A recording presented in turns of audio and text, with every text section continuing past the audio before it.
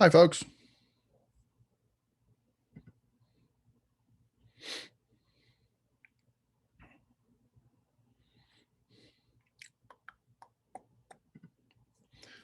Put that over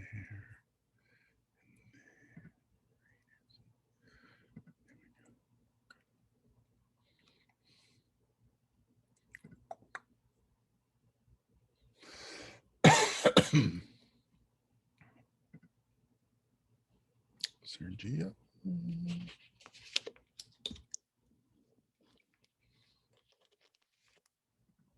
Antonio.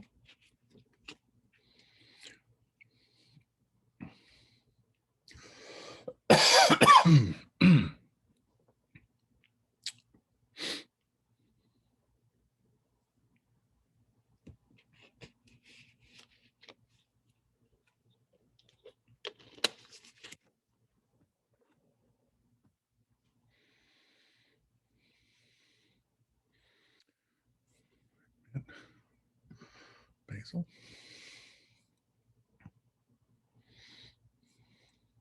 All right. How's everybody doing?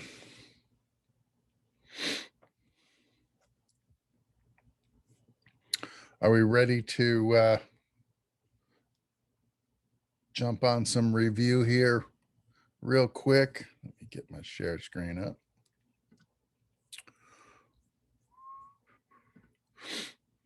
I've got a little presentation going here. Just to make it easy for us.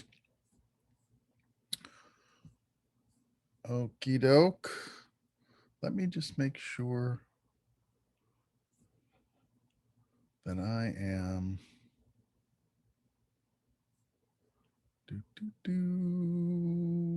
Oh, oop. Okay, good. All right. All righty. So here we are, week 8. What I did was I made your quiz open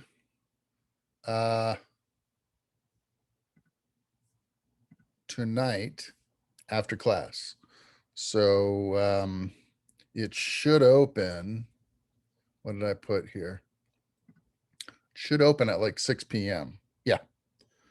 Okay. So at 6 p.m. it'll open, and then it will stay open until Friday at midnight, well, 11:59 p.m. And if you didn't get my announcement, I increased the access time to 90 minutes. Okay. It's still 30 questions, but now you have an hour and a half essentially to complete it in case you get hung up on something. The first 20 questions should be a piece of cake for you. And then there was just some, because we did some stuff with media cards and some stuff like that. So I figured that might be take you a little bit more time than the first 20 questions. So I added some extra time. So that'll open at 6 p.m. Now you've only got 90 minutes to do it, but you got all week to access it. Okay. So take it when you're in a good mental headspace, study a little bit, feel good about it, and do it when you're relaxed and, and you should be totally fine. Totally fine. Oh yeah, that's fine. I went the wrong way. Sorry about that. So after the midterm, so that's here, that's this week. Okay. That's all you got to do this week. Okay. But I did give you a reading assignment that you can check out to prepare you for week 9, which is our discussion about exposure. Okay. So that'll give you a jump on the conversation by giving you a document, a PDF document you can check out and start becoming aware of the topics so that next week when we discuss it in our Zoom meeting, it may sink in a little bit better. Okay. So that is available for you now, and you can access that tonight or at any point that you need to. Okay. So let me go back to my little presentation here and make sure there's nobody left in the queue here. Everybody is in that wants in. Okay, good. All right. Okay, so here we go. So this is review for the midterm. This is the first half of the semester. It's actually better than half. So you've actually gone a little bit beyond halfway. So that's a good thing. Blah, blah, blah. The remaining important days in our calendar are these. So you do have until March 26th to totally bail out on this class, but I don't think there's anybody in a position that needs to even think about that. So, but just in case, there is a withdrawal deadline of March 26th. Okay. The last course class day is for you guys Monday the 26th. It's the Tuesday the 27th for my other section. And that's going to be, I guess, our study day. And then your test will be another online test.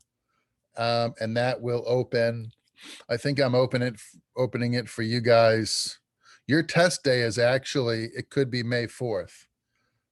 That's the last day of everything though. So what I'm thinking I might do is open the final test, right after our study day, maybe, or that Friday, and give you the whole weekend and Monday and Tuesday to take the final online. It'll be a same situation where it's a timed window, but it'll give you more than the absolute last day in case something happens, and you have a problem with your internet access or something wacky like that, because then we're up against the very absolute final paperwork day for the semester for you guys. And I don't want to leave you in a risky window like that. So I'll probably open it up as early as I can after our study day. I'll see if I can open it like Wednesday. Maybe I'll do that and leave it open, from Wednesday the 28th all the way till the 4th. I'll see if I can do that. If I can, that's what I'll do. But tentatively right now, your final will be scheduled for Monday, May 3rd. Okay. Okay. Any other important dates? Yes. Spring break is going to happen for you guys on the 11th, and it will go till the 17th. So that's like the second to last week of class. So that's coming up for you as well. And we'll start section 9 next week, right after the midterm is done. And we'll go over exposure, and then depth of field, color theory, 3-point lighting, camera movement, and shot design. And that'll be the end of the semester. So that's what we got left to look forward to.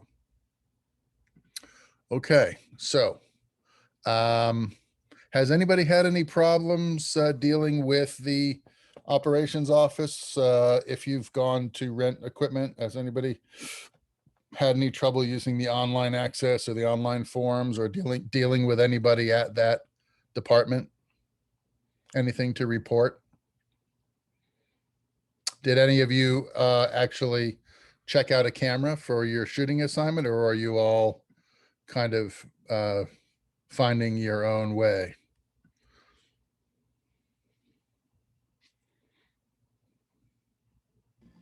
I checked out a camera, but I guess for some reason they didn't send me the username for the first time. But other than that, it was all good. What do you mean the username for you to use the online form? Yeah, I couldn't find the email for some reason. I don't know if it was like they just didn't send it to me on the list, or if it just got lost somewhere or what. But they sent it to me again, but I was still able to rent the camera. Okay. Are you the one that emailed me about that? Because I put the form on the announcement that I sent to you guys, and it's also embedded in the assignment page. No. I actually got the PDF on how to rent it, but they still send you a Oh, username to log oh, in to do the renting. And I guess they sometimes send it to the beginning of the year, but I never got it oh, somehow. gotcha. Okay. Yeah. Okay. Good. So you're all sorted then. Yeah, no, I'm all sorted. Okay, good. All right. Well, that's good news. I don't want that to be prohibitive to our assignments or our schedule or anything. So that's good. All right. So this is all a good thing then from everybody. No problems with the portal, no problems with the office. Okay. Alrighty. So you may recall in the beginning of the semester, I told you guys that I set up a bookshelf for you in web courses. It's in the getting started menu. So I don't think it's in the week 1 menu. It'd be in the menu prior to that.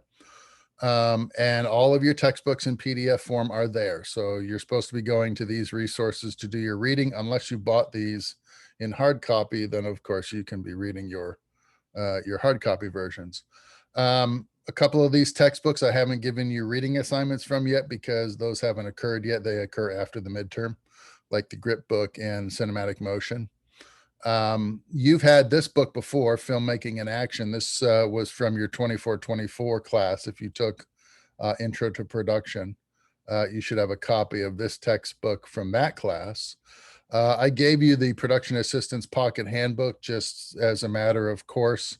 It's a nice little how-to in case you get some jobs outside of school and you just want to do a little reading up on what, set protocols might be and so forth.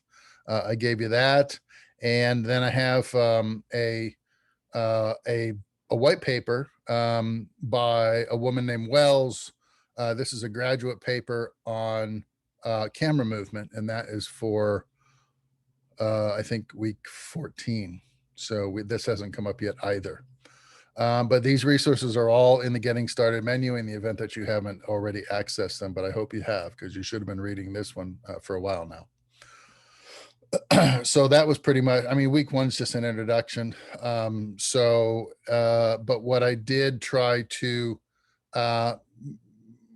create in that week for you is an awareness. The first was a sense of tradition, which speaks to the age and the scope of the industry.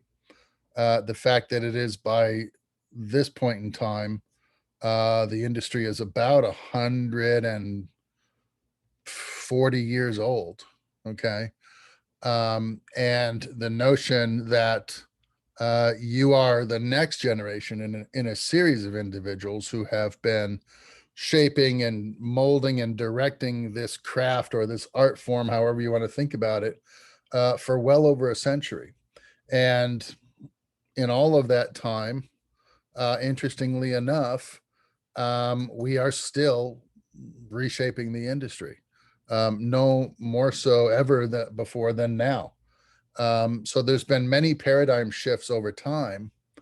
The first paradigm shift was arguably going from locked off cameras to cameras that could actually pan. If you could think of that as a game changer in 1897, that is exactly what that was. Having the ability to pan the camera while shooting was something that came into being way back then.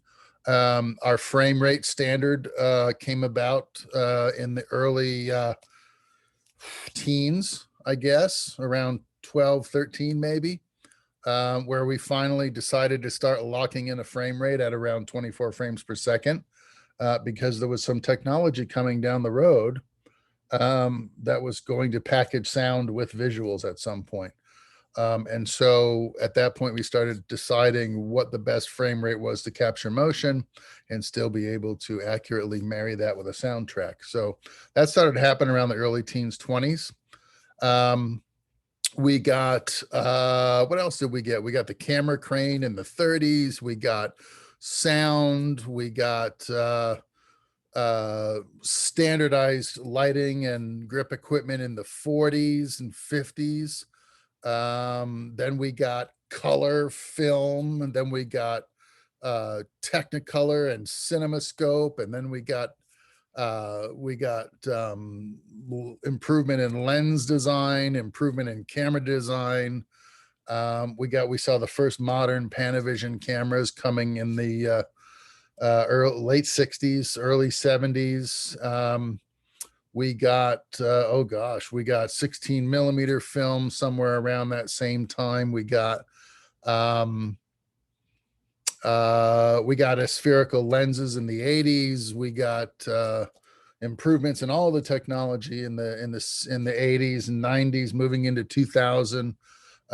We got some pretty amazing advancements there, and then it was kind of quiet for a while, and now we're on the crest of the wave of the next paradigm, which is the transition from analog to digital capture. So there have been some really interesting marquee points along the way.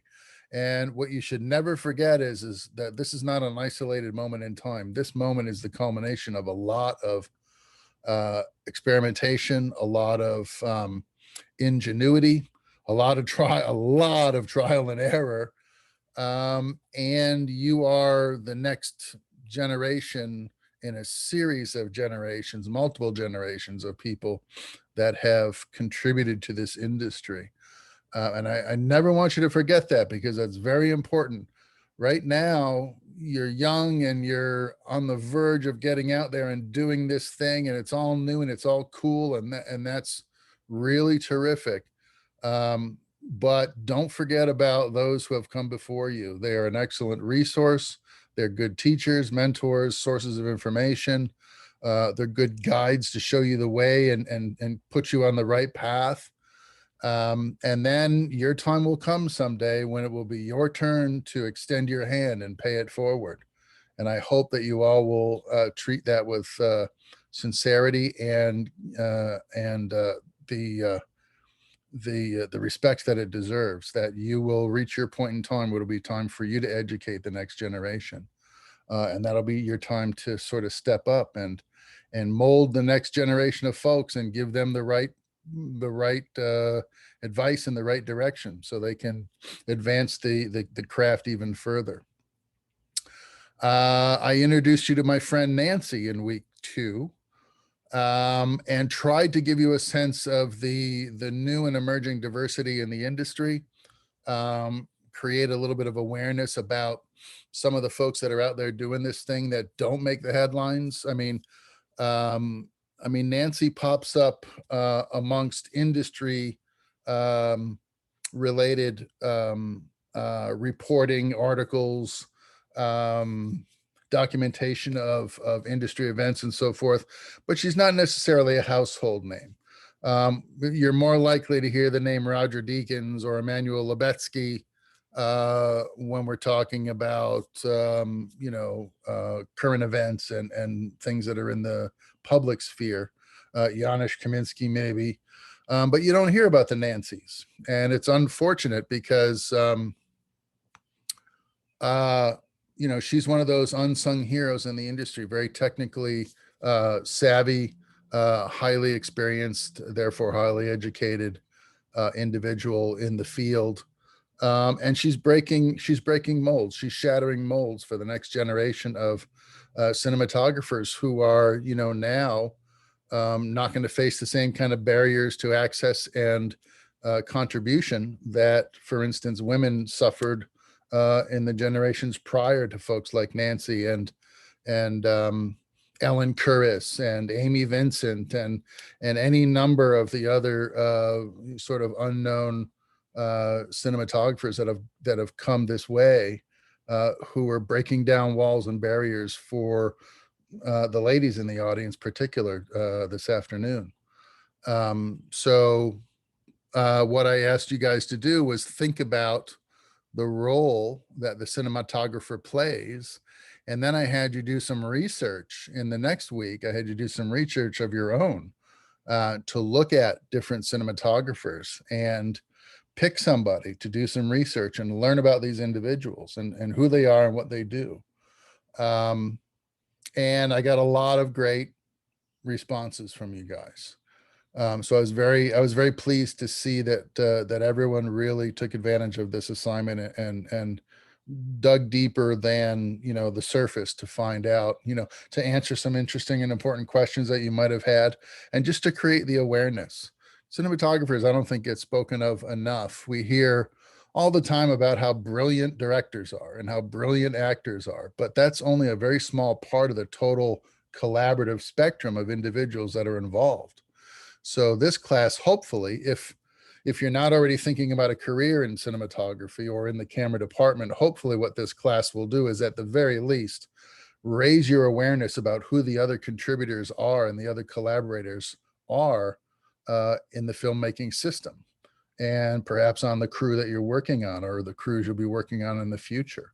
And understand that it takes a village to make a movie. You know, it takes camera people and wardrobe people and makeup people and carpenters and grips and lighting technicians and a whole slew of people that we don't always hear about. And it's unfortunate. And so this class will hopefully shed light on the technical side of what's going on here in between the variety of theory classes that you poor guys are forced to put up with. I asked you to look at a few marquee cinematographers and I showed you their reels. We looked at Roger Deakins, we looked at El Chivo, the GOAT, we looked at Chris Doyle, and we looked at Seamus McGarvey in class. And those were just a small handful of who I thought were some of the standouts in the American Society of Cinematographers. These are all guild members of the ASC. But there are, I think in the membership of the ASC right now, I think the active membership is several hundred cinematographers. And the retired membership is in the thousands at this point. So there are so many folks that are out there doing the job every day, doing good jobs, whose work you may have seen, and yet we never hear their names. And I think it's a shame. So that week was all about creating awareness about who these people are. In week 3, we spoke specifically about the camera department. And the notion there was to define the stratification. So who's in charge? What are they thinking about? And then who are all the other individuals filling what positions in that departmental hierarchy that are getting the job of working the camera, moving the camera, creating with the camera, ordering the camera, transporting the camera, dealing with the camera when it has issues. Who are these people? How do we define them? What's their name, their role? And we looked at all the different positions. We looked at the cinematographer, and we talked about whether that individual operates their own camera or not. And there was a whole discussion about the logistics behind operating the camera. So there are operators exclusively, and there are cinematographers who operate.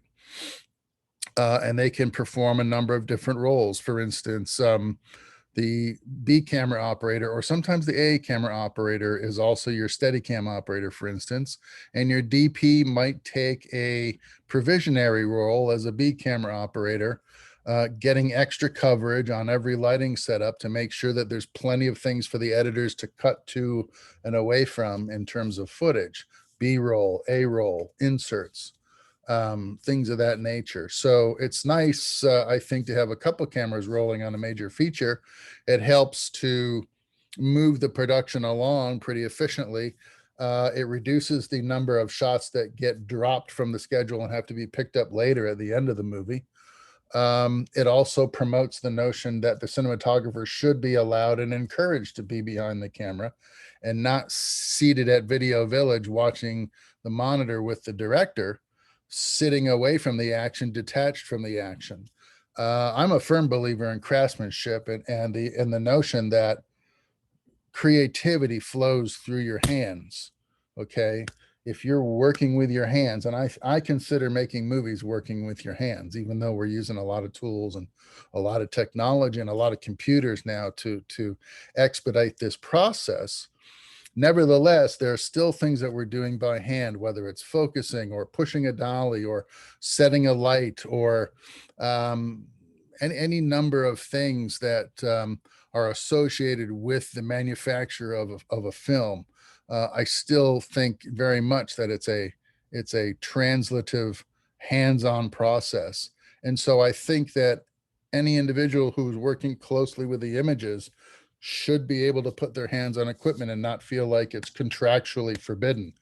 It used to be, and now it's not. So the cinematographers are back behind the camera the way they were 100 years ago, before anybody started thinking they shouldn't be. And we're starting to rectify that and getting back to letting the cinematographers shoot their own footage. There's something very, very visceral about lensing your own shots and not looking at them on a monitor, but looking at them through the camera as they're being created. There's something very tactile and very visceral about that process. So that was my biggest point of introducing you to all of the different positions and the difference between the DP and the operator, for instance. But we also learned that there's a person called a focus puller who has a really intense job. And we talked about that a couple of weeks ago when we looked more closely at cinema lenses and how they differed from any other kinds of lenses, particularly photographic lenses. We learned that image capture, especially in the world of cinema, is a manual process. It's a very hands-on process. There's nothing automated about it. And that there are individuals whose sole responsibility is to make sure that the image is nothing but in sharp focus. And that is a specific job of a specific individual. We also learned about other help in the camera department. We learned about the second AC and what their job responsibilities are. We talked about the second AC being mostly the how do I want to say this? The accountant of the department, making sure that we know how much media we have to use and we order more media when we need it, whether that's film stock or data cards or hard drives. Also cataloging all of the shots and working very closely with the script supervisor to make sure that every clip that's created in the camera, no matter what the media is, accounting for every clip with a label, with a proper naming convention, and documenting that with paperwork that will follow the media, whatever that is, through the post-production process and allow the editors to see and access the complete inventory of images that have been taken for that project. And it's all documented by the second AC and then collated and expounded upon by the script supervisor, who's adding performance notes and directorial notes to the second AC's notes. And that information is going to the producers for a show Bible. It's going to the editors to aid in the editing process primarily. And it's also getting disseminated to folks like the post-production supervisor, the post effects supervisor, maybe the studio sound department, any individuals that are working in the assembly process that aren't exactly involved in the principal photography might want access to those notes and that content. We learned that there are individuals who just take care of the media and make sure that the cameras stay loaded with fresh media.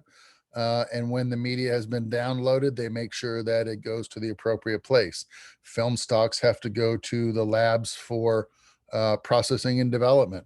Media cards have to be copied.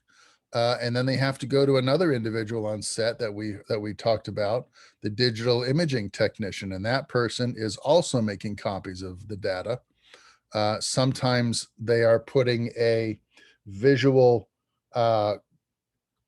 color formula lookup table over the video if we're shooting video that is in a flat dynamic profile, or what we call raw image capture, which allows for a lot of in-depth color correction and color manipulation in post-production, in order to look at that footage on set and not be looking at what appears to be a muddy mess. The digital imaging technicians are creating color graded live copies as it happens.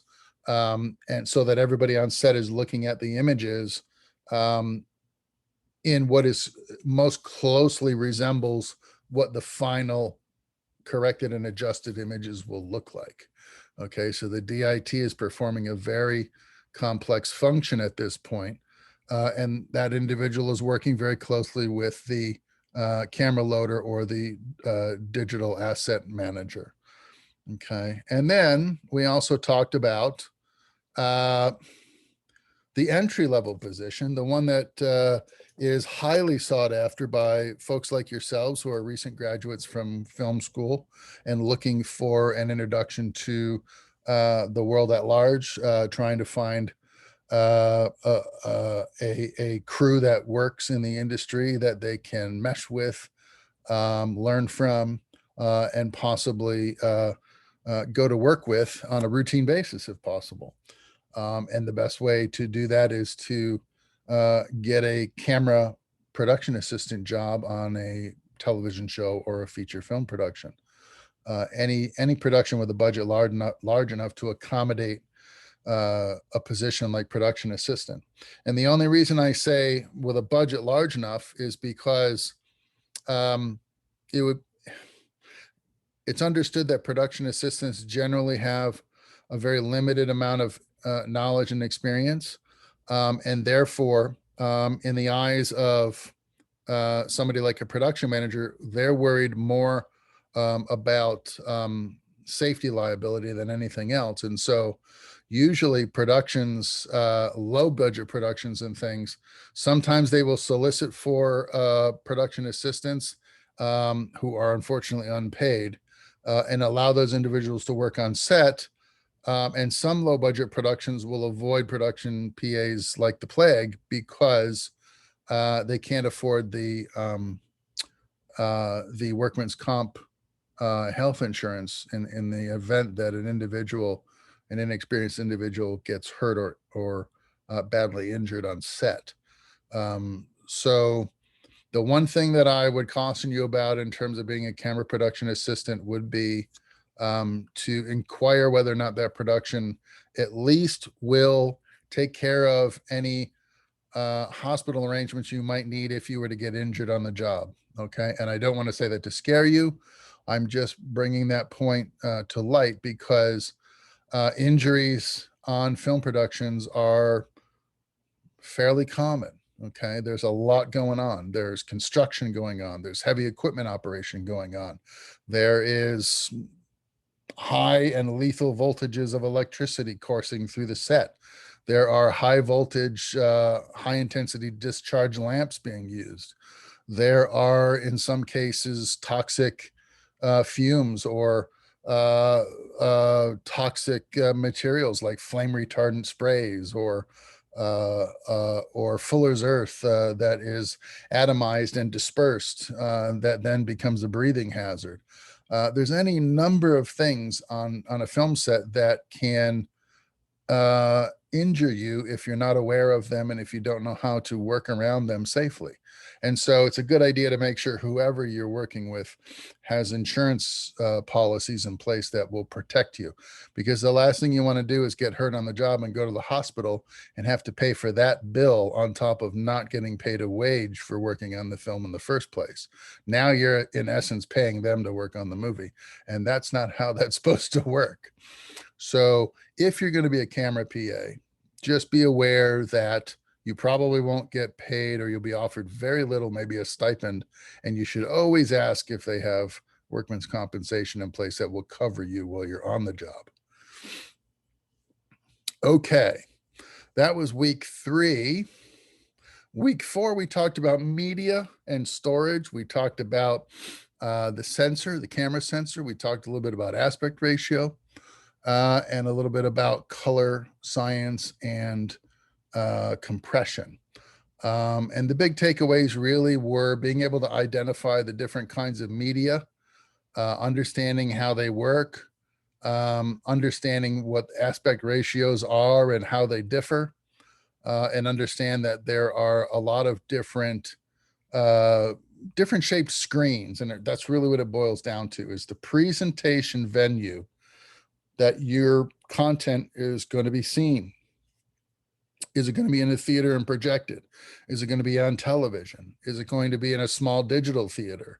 Is it going to be on a window on a laptop? Is it going to be in a window on a telephone? What is the presentation screen that your content will be featured on? And what's the aspect ratio? In other words, what's the length by the height? How does that arrangement work? Because that has a direct effect on compositional choices. Okay, the arrangement of elements in the frame. How do we want things to be spaced? How do we want them to reflect hierarchy or pattern? And all those compositional rules come to bear when we consider the height and the width of the screen that we're going to see that image on, because sometimes it makes a lot of difference. And I talked about a really good example of that being the Grand Budapest Hotel, the film by Wes Anderson, because he used 3 different aspect ratios at random throughout the course of the film. And there were times when the compositions were best suited in the 137 or 133 TV safe traditional format that was where the industry started. In other words, more or less square frame or very close to a perfect square. And as the industry matured and evolved, we started preferring rectangles to look at our compositions in. We have a 1:8:5 aspect ratio, which is the contemporary industry standard for theatrical exhibition is 1:8:5, and that is a particular length by width ratio. And there's also a wider screen format, which first made its play on the stage back in the 50s when studios and theaters needed a way to coax people back out to the movie theater to look at content, because there was a competing technology that was emerging called television that was keeping folks at home at night, and they weren't venturing out to go see a movie anymore. And so the widescreen format was specifically designed to sort out that problem of ticket sales. And so we got, for the first time, we got things like CinemaScope, and we got things like Ultravision, which were super wide aspect ratios that created even longer rectangles with very interesting compositional options available that did not present themselves in the square format or even in the 1:8:5 theatrical format. So there are different shapes to the screens, and you really should consider who your audience is going to be and where they're going to view your content before you decide what aspect ratio you want to shoot in. And then make sure that you choose equipment capable of creating that frame for you. We talked about your image capture device, your sensor, okay? The thing inside that camera that has now transcended the film stock and become a digital, analog to digital process of image creation. And we discussed the idea that there are different size capture devices, which can also present aspect ratio choices, either in the presentation of the content or in the gathering of the content in the first place, and that there were reasons why you might want a capture device that was more square or more rectangle, depending on what your process was. We compared the sensor sizes in roughly, this is illustrative of the comparative sizes of these different sensors, the largest of the sensors being called a full frame sensor. And it is a fully realized rectangle, sometimes in a 2:3 aspect ratio. And more often than not, we see them in cameras like the Canon 5D with a physical dimension of 24 by 36 millimeters, which if you divide each of those dimensions by 12, you realize is a 2:3 aspect ratio. Okay. The smallest representation here, this little sort of Dodger blue square right in the middle, in comparison to the full frame sensor, which is bordered by an orange frame here on the very extreme edges of this image, represents the difference in size between the capture device in your cell phone and the capture device in, for instance, a Canon 5D Mark III. Okay. And that there can be some advantages to using a larger capture device. The most obvious one is not, unfortunately, resolution. In other words, The small Dodger blue rectangle that represents the capture device in your cell phone can be quite capable of producing 4K or even 6K video images. And so can the orange frame here on the outside. So what would the difference be? Well, the difference would be the size of the photo sites, and we're going to talk about photo sites in a minute. The little teeny tiny sensors that are actually responsible for collecting the data that becomes your image file. Those sites are arranged on your capture device in what we called a bare sensor pattern, which was a little teeny tiny microscopic chessboard, basically, that focused on 3-color data collection, red, blue, and green. And so the notion that the small Dodger blue rectangle couldn't produce a high resolution image was proved false, because we just discovered that the checkerboard on the image sensor has smaller squares on it than the checkerboard on the orange sensor. The real notable difference is the efficiency of light gathering power by the large full frame sensor versus the small Dodger blue sensor. And the notion that color accuracy might be more reliably represented by the full frame sensor than by the Dodger blue sensor. And we talked about, we'll talk about color science here in a minute. I talked about the various cameras that are either on the market or available at UCF for you folks to use, and what size sensors are contained therein. So the Sony A series of current mirrorless cameras are all pretty much loaded with full frame sensors, as are the 5Ds from Canon. UCF stocks 5Ds for your checkout luxury when you start shooting your films for your classes. The Ursa Mini, the Canon Cinema series of cameras, and others have like the Pocket Cinema Camera 6K, which just came out on the market, all have super 35 millimeter sensors, which is an aspect ratio that is very closely related to the traditional film frame. The actual frame that was created by the film cameras once upon a time when the media paradigm was photochemical and not digital. So the Super 35 camera sensor has sort of a legacy aspect ratio and a legacy size associated with it. So if you were to compare, for instance, the image, the digital file, and the relationship of the camera and lens from a Super 35 digital camera package, and compare it to a Panaflex with film lenses on the film camera, you might notice that a 50 millimeter looks basically the same size on both cameras, whether digital or film related. Whereas a 50 millimeter will have a different point of view on a 5D than it will on a Panaflex. Okay, the 50 millimeter will actually appear wider on the 5D than it will on the Panaflex camera, and it will look quite a bit wider, 50 millimeters, on the Canon 5D than it would on the Panasonic GH5, for instance, which has a small micro four thirds sensor. And the reason why is because the lens is a projector, and it is allowing light to pass through it and strike either the media or the image sensor. And it projects that light in a circle. And depending on the size of your capture device, if you have a small sensor that is trying to capture an image off of a lens that produces a large projected circle, an image circle, then you're going to get the effect of a magnified image, because you're going to only see a portion of that total projection, and it's going to represent magnification in a crude way. And therefore we perceive a 50 millimeter lens to be what we call a telephoto lens on a GH5 and a wider angle lens on something like a Canon 5D.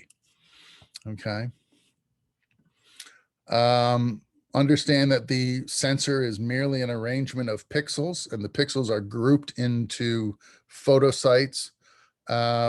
We compare the sizes of image sensors using the megapixel standard, the millions of pixel standard, and that will have something to do with the resolution.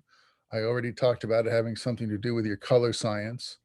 And understand that the the resolution of the sensor is expressed in aspect ratio and megapixel relationship, so we understand basically what kind of image clarity we're talking about. So a standard definition video camera, the old paradigm for television before we switched to HD, was 640 by 480 pixels, okay, which was also giving us some sense of the aspect ratio. It's a rectangle, okay? And if we divide those numbers, we might see that it looks like 12 is also common to 640. Let's see if it is or not. Let me test my 640 divided by 12 is 53.3. So it's, yeah, it's more of a rectangle than it is a 2 to 3 relationship like a full-size sensor in a Canon camera. A little bit different, shaped square, a little bit more square actually. High definition measures the frame in 1920 by 1080 pixels, and that, as we know now, is a 16:9 aspect ratio, which is basically the shape of our modern digital television set. The 640 by 480, it represents the shape of the previous generation's standard television screen, a cathode ray tube, with an aspect ratio of something like 1:3:3 to 1. Kind of like the frame that Wes Anderson used when he wanted to show us square compositions in Grand Budapest. 4K now, in terms of resolution, measures 3840 by 2160, but it also has the same physical aspect relationship as HD. It's still a 16:9 rectangle. Unless we're shooting digital cinema files, okay, DCI files in 4K, and then we gain a little bit extra width in our rectangle. Little bit, not a whole lot, less than 10%, okay, but it represents just a little bit extra image area that we can accomplish in 4K, 6K, and 8K. To give a 17:9 aspect ratio to a cinematic projection of digital versus a television projection of digital at the same resolution. Okay, so there's still an advantage visually by seeing something in the theater if it's been composed for DCI 4K as opposed to what we call Ultra HD or television broadcast 4K, which is slightly narrower. So the Bayer sensor pattern, the checkerboard that I was mentioning, this is kind of a microscopic view. You can see sort of the projection lines here that represent this lower right-hand corner of the overall full frame sensor. And all it is telling you how there are little photo sites on the surface of the capture, the sensor. And each one of those photo sites has either a red, blue, or green sensitive bit on it or pixel that is designed to capture light in one of those 3 color frequencies. And then those 3 pieces of data are combined in the digitization process, and it's where we get all of our different colors from. All of the colors in the, for instance, Rec 709 color space, which is 8-bit color space, which is also standard broadcast color science. The Rec 709 color science has a total of 256 total hues or shades in that spectrum. And they are all combinations of red, blue, and green in some digitized order, okay? So photo sites are very, very, very small components of these red, blue, and green pixels on your sensor. And this is where we're getting our digital image from. It's not just resolution, it's also color consideration. So it's the overall color and sharpness of your image that's happening at the digital microscopic level. And I showed you a representation using Crayola crayons. The Rec 709 universe is what we call an 8-bit color space. And it has, like I said, about 256 colors. The more colors you add to the color space, the more potential for colors you add to the color space, the more creaminess your images can have, the more seamless grades of color can have. And I try to illustrate this by talking about blue skies in digital images that you see on television or on YouTube is a really good example of this. The image files in YouTube have been reduced and compressed so badly that there's very little truly representative color science left. The colors will not be accurate on a YouTube video. And chances are they won't have the level of gradation that your original image might have on your original recording media or on your hard drive at home. And you can tell sometimes if you transfer a video clip to YouTube, let's say a video clip that has some big blue sky in it, and as you're looking at the image playback on your television set, almost no matter how large your TV is, you'll see kind of banding or artifacts in the blue sky. And that's because when they compress the video files from whatever your original color space was to the very limited color space of YouTube, there's no longer the variety of blue values in that color file that maybe they were in the original file. And some data has been lost. And when the data is lost, it's represented by artifacts that remain in the YouTube file and give us that banding effect or that sort of weird kind of a gestalt or kind of spectral artifact in a pure color value where that represents a grade. Like blue sky, for instance, is generally lighter towards the horizon and deeper blue towards the zenith of the sky. And your human eye, which sees millions and millions of color combinations, views that as a seamless transition from deep blue to very, very light blue towards the horizon. And the more compressed your camera is and the narrower the color science, the less gradation it's capable of interpreting, and then you end up getting banding. The Rec 709 color space is also called an 8-bit color space, and it is the broadcast standard color space for television. Okay. The reason why is because a lot of television is still uplinked by satellite to affiliates within a broadcast network. So while you might be able to get cable television in Chicago, let's say, and cable television in New York or any major urban center, for instance, if you move out into the country, a lot of times you'll get a broadcast affiliate that's 150, 200 miles from the closest population center where the cable is actually wired, and they're receiving an uplink or a downlink from a broadcaster. And so narrower color space and lower resolution is easier to beam through space than high resolution and deep color science. Okay, so that's why we use an 8-bit color space for TV, but we like a 10 or 12-bit color space with millions and millions of colors, or billions of colors in the case of 12-bit, if we're seeing a DCI file or DCP file that's projected in a theater where there's only one generation of translation between the disc the movie is on and the projector that's showing it on the screen. And we have the potential for far better color quality and resolution in the theater than we do on TV.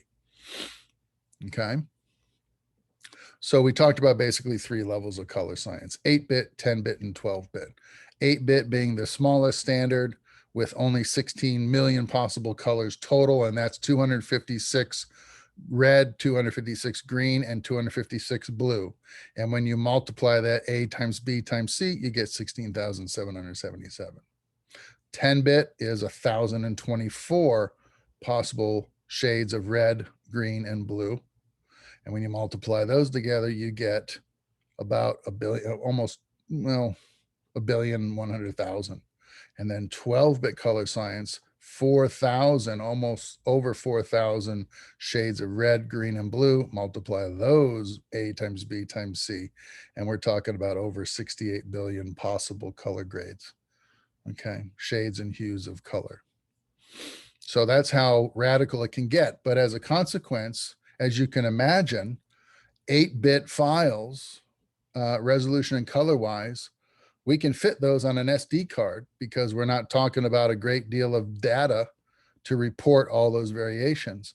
But when we start talking about 12-bit color science and high resolution images, we better have some high capacity media to create our images on. Otherwise, we're not going to be able to shoot digital video. So with a camera that's shooting 12-bit, chances are we're shooting directly to some form of a hard drive that has a massive storage capacity and a high bit rate to translate all that data out of the camera and onto something that can record it without dropping any image frames. And that's not easy. So that led us to the discussion about media. What kind of media is out there? What are we using in these cameras? Well, it can vary. It depends on what we're shooting and what kind of color quality we want. The most common one, especially among 8-bit cameras, the most common media that's out there and the cheapest media are the SD cards. We have SD cards, CFast cards, and SSD hard drives, and each one of these can be a viable recording media depending on what kind of images you're taking. So if you're just doing standard stuff, even in 4K, but at low bit rates and at narrow color science, like 8-bit color science, the SD cards are more than adequate. They can even record, in some cases, 10-bit color space if your frame rates are low, like 24 or 30 frames per second. But the minute you start getting into high frame rates, high resolution, and broad color space, like 10 and 12-bit, you got to start looking at things like CFast cards or SSDs. You'll notice that, for instance, the little Panasonic guy that you all are checking out to do your basic shooting assignment with, that takes SD cards. The files are very small, the bit rate is very low. But the Ursa Mini 4.6K, the flagship of the UCF equipment arsenal, is recording to CFast cards because the files created out of the Ursa Mini are massive and they're done at very high bit rates. And you can see here, if we compare the bit rates or the write speeds of a SD card versus a CFast card, you can see how there's quite a bit more going on. 720 megabits per second as opposed to just under 4,000 megabits per second on a CFast card. Okay, so it's like what is that? It's just under 6 times faster than an SD card can write and capture data out of your camera. Okay, that's a lot of writing detail, right? Imagine the camera is drawing a picture, right? And it's drawing it really fast, 24 frames a second. And it can't do it beyond a certain speed limit with an SD card. Okay. And then the SSDs are just, they're just marginally faster again, over 4,000 versus just under 4,000 for the CFast cards. We identified the nomenclature on an SD card, and we talked about what that nomenclature means in terms of the card's performance. So we identified there's a variety of brands. For instance, I'm featuring up here SanDisk, Samsung. There's also Lexar, Sony makes their own media. There's Largent, Angelbird, PQI. I mean, there's literally dozens now of media cards, but some of the brands that were first on the scene a few years back, like SanDisk, and that are still around, are usually producing the higher quality of all the varieties that are out there. And so I use SanDisk cards, data cards, as my examples in most of these situations, or Lexar. This is an Extreme Pro SD card, and it is an SDXC card. And so what does that mean? It means secure digital extreme capacity or extra capacity.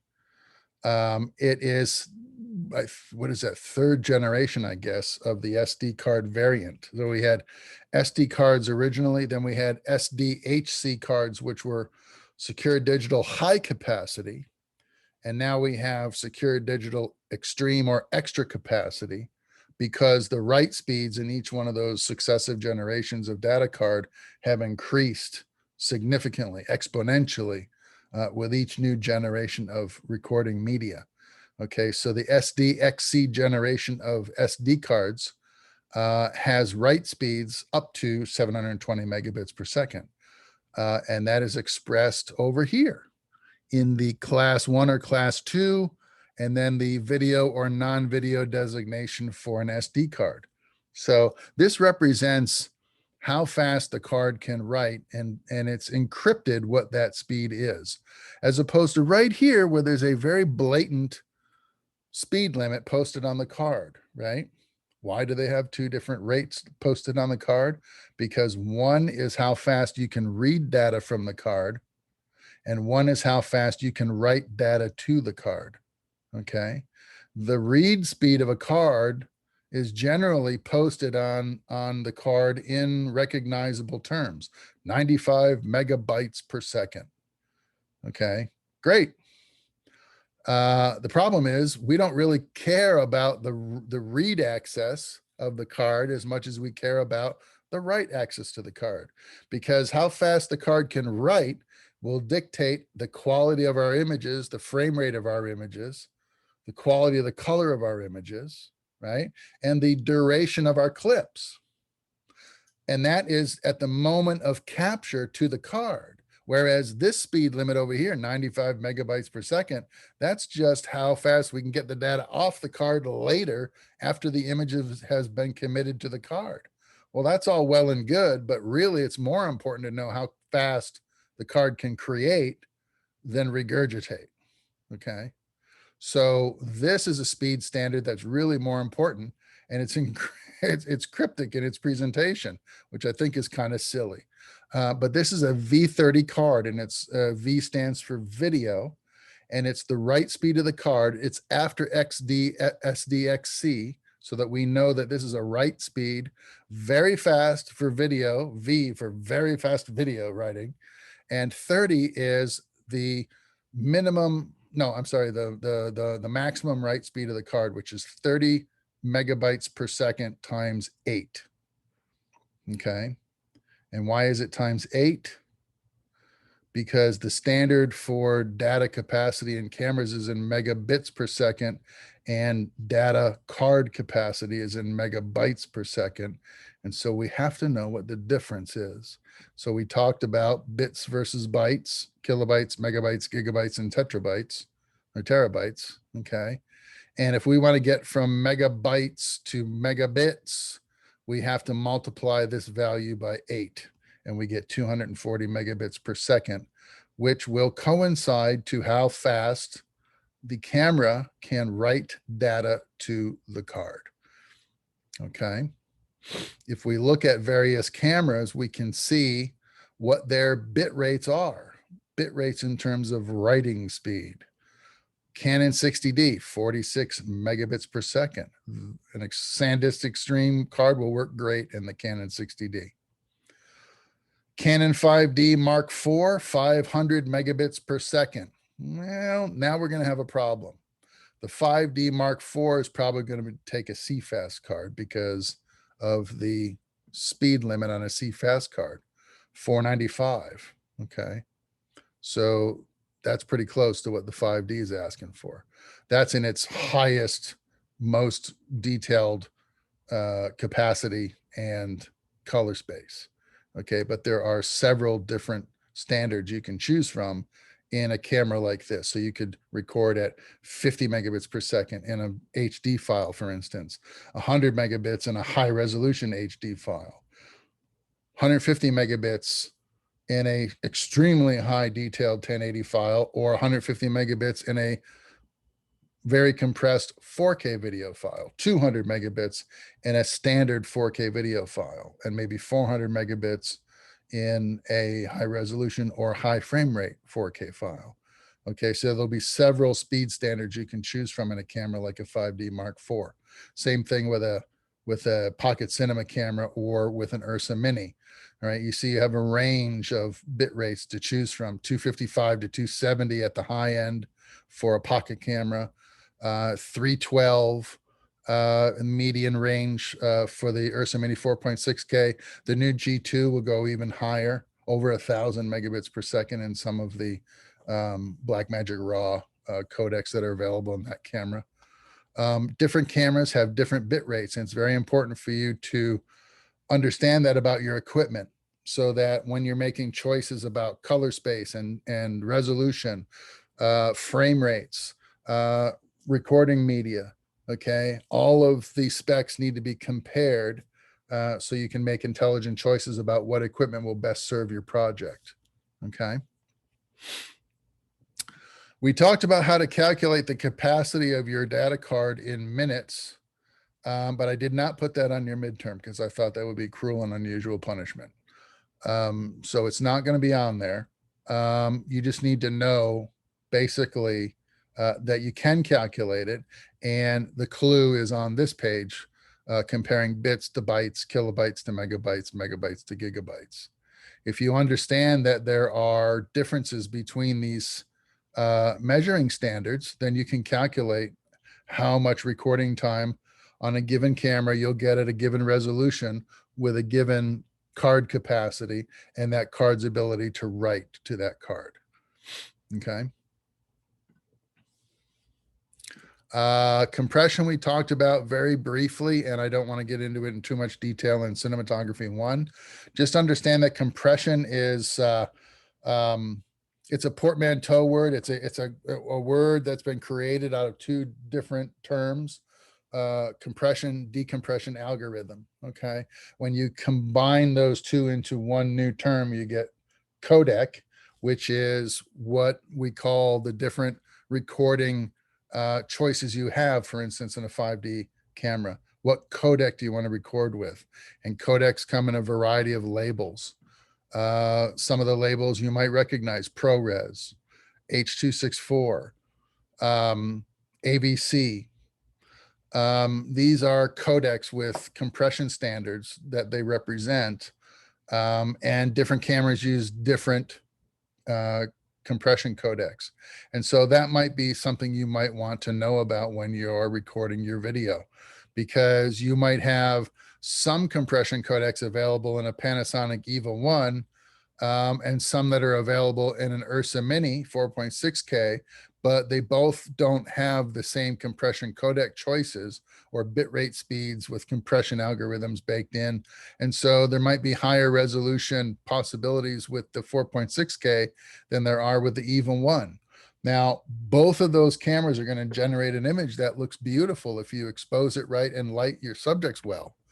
Okay. The differences will come in post-production when you want to do things like green screens, CGI effects, high-speed recording for slow motion sequences that might also have special effects and green screen in them.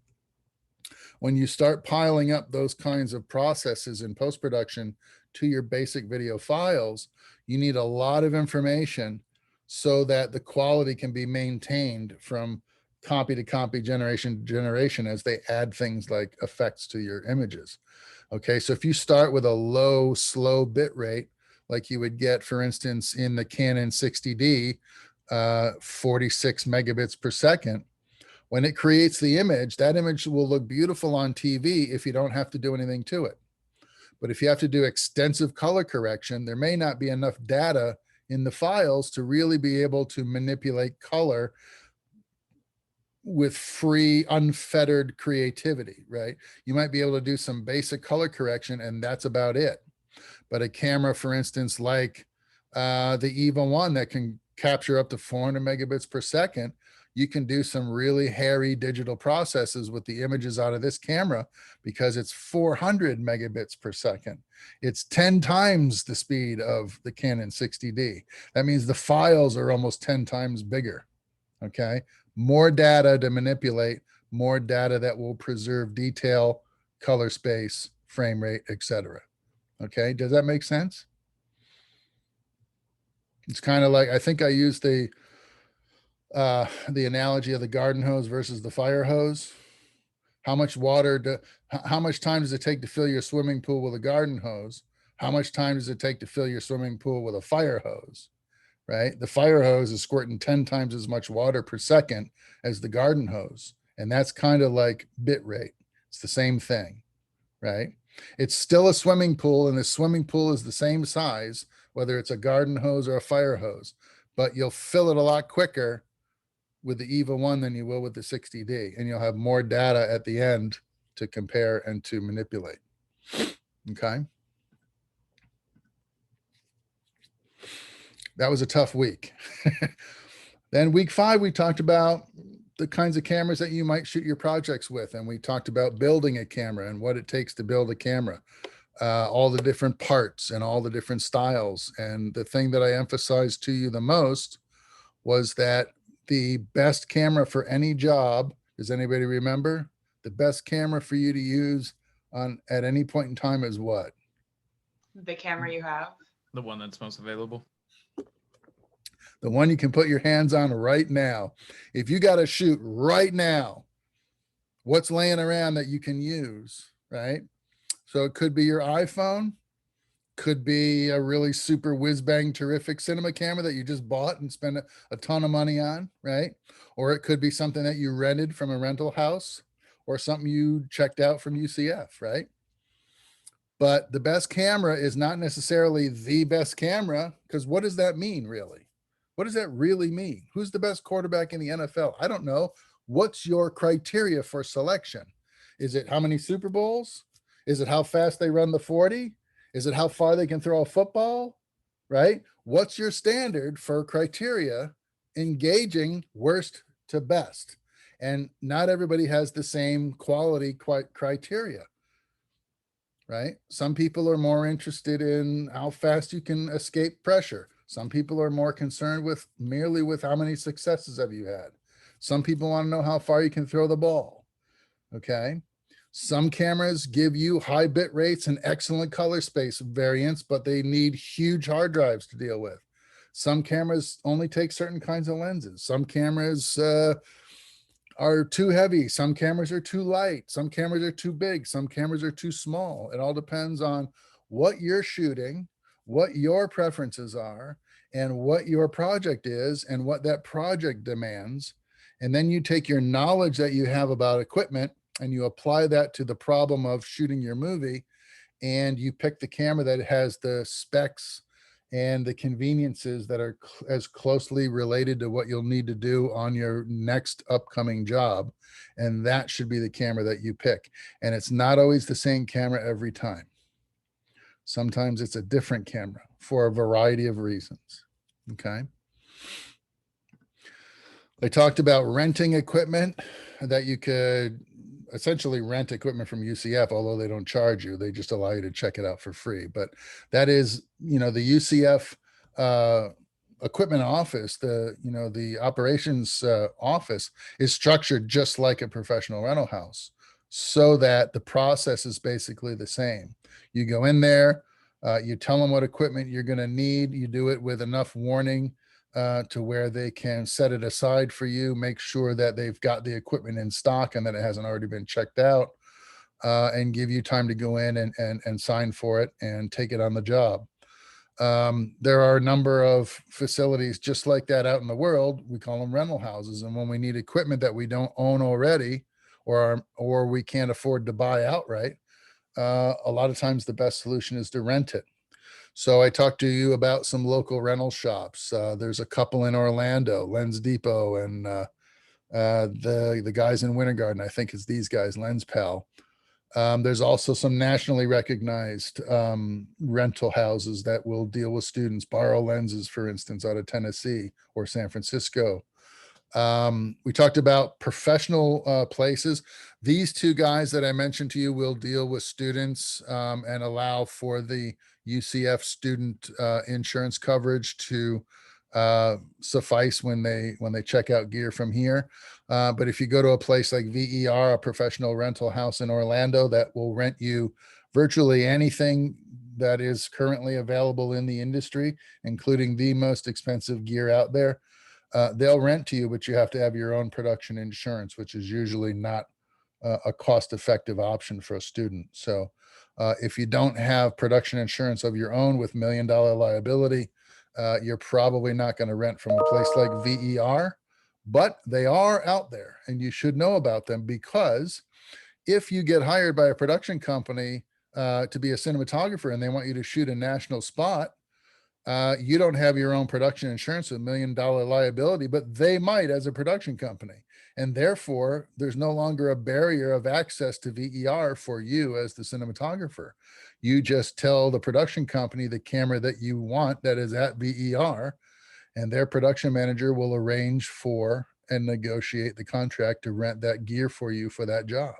So it doesn't necessarily mean you're locked out of VER. You just have to, you have to work the system a little bit and know how to gain access. And usually it will have to do with the scale of the job, the size of the budget, and whether or not you're working for a professional production company or whether you're working for a smaller local outfit that has a lower profile. We talked about building out the beast and what it might look like depending on what things you need. A lot of it is for creature comfort, more so than it is for functionality. But for instance, in this particular shot, this thing looks like they walked the camera through film tools with a magnet. It's got every available accessory that you can think of attached to this thing. And it may or may not be necessary for you to do all of this to your little, I think in the center of this whole ecosystem that looks like it might be a 5D in there, in the very center of that sea cage. At the very minimum, what you're going to need is probably a rod bed system so that you can attach a matte box to hold filters, a follow focus to adjust the focus on your cinema lenses, and a way for it, the whole mess to mount to a tripod. I think this would be about the bare minimum that you'd need. And when you put it under your camera, under your 5D, it'll basically look like that. Your lens is supported by a lens support, which is held by the rods. Your follow focus would attach there as well. If you had longer rods, you could put a matte box on the end of the whole thing to accommodate filters and accommodate eyebrows for working outside, and maybe a top handle, and you're good to go. We talked about the different manufacturers that are out there making these accessories for virtually any camera system you can think of. These major manufacturers, most of them, if not all of them, are present on places like Amazon. And depending on what camera you own or have rented, you'll find accessories, rod beds, handles, cages, matte boxes, any kind of accessories you can think of, alternate battery sources through these manufacturers. And there's so many of them. It's really quite amazing. I can remember back in 2006 when I started my own production company for the first time in LA. I started buying whatever the popular digital video cameras were at the time from Panasonic. And it was a real nightmare to try and get a Panasonic, say DVX 100, for instance, to feel like and function like a professional film camera that I had been used to for so long. And the idea was, the little tiny manufacturers' batteries don't have the same amp hour capacity time limit as a professional video style battery. So you'd want to adapt a better battery to the camera, and there'd be a way to do that. You'd want a matte box on the little digital video camera. There was a way to do that. There was, but there weren't nearly as many manufacturers. There was maybe a handful back in those days. And I'm only talking 14 years ago. Now there's hundreds of manufacturers out there.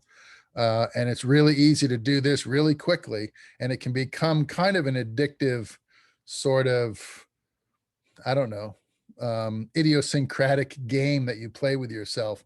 If I don't build out the camera like this, then I can't shoot my movie. And that's, utterly ridiculous. Nothing would be further from the truth. Whatever you attach to the camera beyond its basic functional parts is merely a matter of convenience for you as the operator. Okay. All you need is a good lens, a good capture device in your camera, a decent battery, and a decent card to record your media to. Everything else is value added. Okay. Separate, larger monitor, value added. You've got an inboard. It's really small. So maybe you want to see your images in a little bit bigger space. Get an outside onboard monitor. That's fine, but it's not necessary. Larger battery, great, not necessary. Shoulder rig, yeah, maybe, but not necessary. It's something that will make your handheld shots a lot easier, smoother, less shake, right? But do you absolutely need it to take video? No, you do not. Okay. Nor do you need a matte box or focus handles or any of the other nonsense. This is all a matter of convenience. Okay. Okay. Lenses. This was only a couple of weeks ago. Lenses. We talked about cinema lenses, and then we talked about photographic lenses. And there's some obvious differences between the two, right? Photo lenses are designed for a certain kind of workflow, with one individual behind the camera, usually looking through an eyepiece, focusing by hand, achieving focus as quickly as possible to capture single moments at a time. Cinema cameras, on the other hand, are operated by a variety of people. We learned that in week 3, week 2, as many as 6 or 8 people around the camera doing various things that contribute to the total functionality of that camera. And therefore, cinema cameras and their cinema lenses are designed around that multi-user footprint. Okay. And so they need to have certain physical and functional characteristics that differentiate them from photographic lenses. There can be no quality difference in the resulting images between a photographic lens and a cinema lens. Let me say that again in another way. Cinema lenses and photographic lenses can each both look as good and nearly identical. There are very, very, very subtle differences between what a cinema lens's final image looks like and what a photographic lens's final image looks like. And generally, it's not demonstrated on a frame versus frame basis, but the idea that the cinema lens is producing multiple frames per second, where varying differences in performance can be seen over the course of a second or the course of a scene, which might be several seconds to several minutes long. Okay. And we started talking about what those differences might be. One of the very obvious differences would be the fact that while the camera's rolling and we're capturing an image as it happens and all the action that is subsequently happening in front of the camera, that the focus might have to shift from the foreground to the background and maybe out and back again to the foreground. And it might have to do that maybe several times in a shot. Okay. And if you're going to do that, okay, you're going to have a focus puller paying attention to that maneuver. And you're going to have a lens that's designed to accommodate a focus puller riding the focus, we call it. Well, the camera is actually committing an image to the card or to the film. Okay. A photographic lens is going to present a number of ergonomic challenges to that functionality. It's not going to be as easy to use a photographic lens in an environment where you have to shift focus a lot, especially while the camera's rolling. Still, photographic lenses are designed to quickly achieve focus because a photographer capturing the quintessential moment, the kiss at the wedding, the layup in the basketball game, the immaculate reception at the football game. Okay. Those are all isolated moments in time that exist optimally, usually in one frame, the one that ends up on the cover of the magazine. Right. So the still photographer needs to be able to snap that camera into focus pretty quick at a very narrow turn radius on a lens that's designed to be operated by hand. Okay. The cinema camera, on the other hand, is much more deliberate and much more purposeful. The subtle focus shift from a flower to the beautiful princess sniffing the flower in the garden, right, on a sunny day in France, whatever. That transition is very slow and dramatic for a lot of reasons. It elicits an emotional response from our audience when we shift the focus very purposefully and dramatically from one element or detail to the other, and then maybe back again. It creates a moment that in its entirety consists of the focus throw, the foreground details, the background details, and all of that in context over the course of several seconds, maybe. The cinema lens is doing a different job than the photographic lens. Both have very fine resolution, very fine color saturation, nice contrast, but one is designed for the thrash, bang, run and gun world of the photographer, and the other is meant for the deliberate cinematographer. Okay. As a result, there are some physical differences between a still photographic lens and a lens created for cinema use. In this case, I showed you two lenses from the same manufacturer of the same focal length, and the only difference between the two lenses was one's a photographic lens with a rubber gripper strip for manual finger focus, and the other was the same focal length, 35 millimeters, but it had this row of teeth, or what we call pitch gears, 0.8 pitch to be exact, which is the frequency of teeth per inch, which is something you need to know when you're putting a follow focus on your camera rig, okay, which was your rod bed. You're putting your follow focus on so that you can achieve focus by having an assistant sit there and ride the wheel for you and look at the footage designations on the barrel of the lens, using a tape measure to figure out how far away your subjects are, and focusing that lens for the operator without having to look through the viewfinder. Okay. And that is the stock and trade of the first assistant camera person. Or the focus puller. The focus puller is the first AC, and that person is pulling the focus. In other words, the wheel turns in two directions on a cinema camera. It usually turns away from you and towards the subject as they approach the camera, and it turns toward you and away from the subject as they move away from the camera. It's pushing and pulling the focus from the foreground to the background. That's where that term comes from, pulling focus. You're pulling the focus from the background to the foreground as that subject gets closer to the camera. Okay, so we call that a focus pull, and we call that person a focus puller. You can do that with a still lens, like I said, but it's kind of problematic. And the reason why is, first of all, you got to dress that photographic lens up so that it will do the same things that the cinema lens will do. For instance, the still lens doesn't have pitch gears on it. So we got to put pitch gears on, either with a plastic pitch gear ring like this, or with a rubber flexible trimmable pitch gear like this one, so that when we put that still lens on the camera, there are gears for that follow focus to ride on and give you the ability to have a focus assistant there working that feature of the lens for you while you operate the camera through the viewfinder. The thing about the still photographic lens is the focus scale is much narrower. Very little difference in barrel turning to focus a still photographic lens versus a cinema lens, where there might be more space and distance on the focus wheel between measurements, so that there's actually a longer, what we call focus throw, a longer throw between the minimum and the maximum adjustment on that lens, minimum and maximum focus. And the reason why is so that we can have an exaggerated sense of control and precision over the transitions we want in focus from foreground to background, from flower to woman's nose sniffing the flower, from fingers on a guitar to guitar player, from men in the foreground in the line ready to go to battle and men in the 3 or 4 rows back with bows in their hands, right?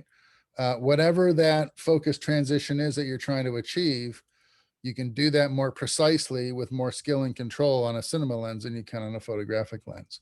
Would both images be sharp? Yes. Would both images have beautiful color rendition and contrast? Probably yes. But the execution is easier on the cinema lens. If you're using a still photographic lens, you might want to translate your footage scale, which is going to be very narrow, onto the dry erase wheel of your focus assist. And you can do that by just using a dry erase marker. It takes a couple of minutes, and you just rotate that wheel, start at infinity, mark the wheel, and then start moving back to each of the marked designations on the still lens and translate those marks onto the follow focus with your dry erase marker. And then you'll end up with a focus scale on the wheel. And you can look here to focus like the first AC is doing. She's looking, if you notice, she's looking at the camera monitor engaging focus. This individual is looking from the action taking place down to the wheel and back and forth. She's not looking at the lens itself. She's looking at her marks on the wheel, and she's looking at the action taking place. She probably already measured how far away those people are in that action, and then she put little marks on her wheel so she'd know where that wheel needed to rest to get each individual in focus in that scene.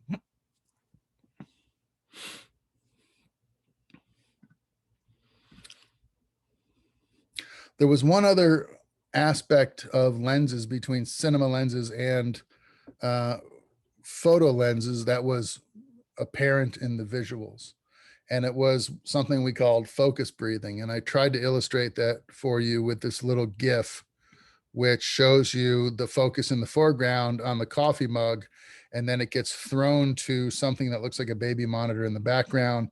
And there is in the middle ground, I think it's a pencil holder or something, or a vessel holding like TV remotes or something. And as we throw the focus from the foreground to the middle ground to the background, as this item in the background, for instance, gets sharper, you'll see it change in size. Okay. And if you were to throw the focus back and forth from the coffee mug in the foreground to the thing in the background and back again, you'll see the coffee mug might change in size as it gets out of focus and in focus. And it'll get smaller and then larger as it comes into focus, smaller out of focus, larger in focus. And that focus, out of focus, out of focus can make that object appear to be breathing, we call it focus breathing. Okay, cinema lenses have less of this phenomenon than photographic lenses, because again, photographic lenses are shooting one image at a time. Cinema lenses are shooting many images, hundreds of images at a time. Okay, and if your object is to throw focus from the foreground to the background, the last thing you want is a very distractive visual artifact happening, which is your subject changing physical size in the frame. Okay, that can be very disconcerting or distracting to the audience. So here's a little example going back and forth. You can kind of see how that thing gets smaller as it gets sharper and bigger as it goes out of focus. If this was a conversation between two people and they were talking one to the other, and you focused on that person for a line, then back to that person for a line, and back and forth as they spoke, and their heads are getting bigger and smaller throughout this conversation, and the camera's not cutting and looking at anything else, that can be very distracting, very disconcerting for the audience. This is a still photographic lens committing this artifact problem. A cinema lens won't do this. The image will stay basically the same size as it goes in and out of focus to allow for a visual transition within the scope of a single shot.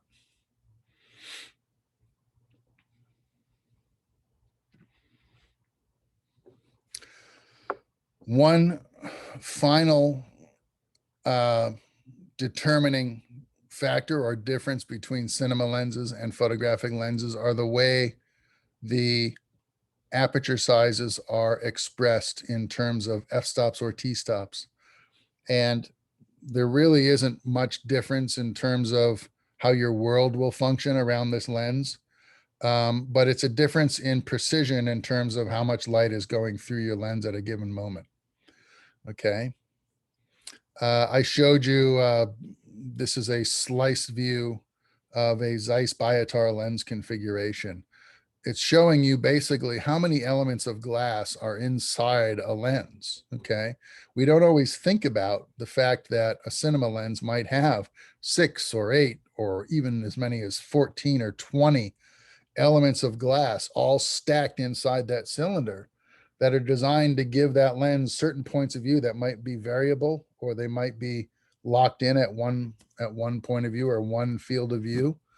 And then the number of elements have to do with the way light enters that lens and gets bent around and goes from image projection in the front to projection and image capture in the back on your image sensor.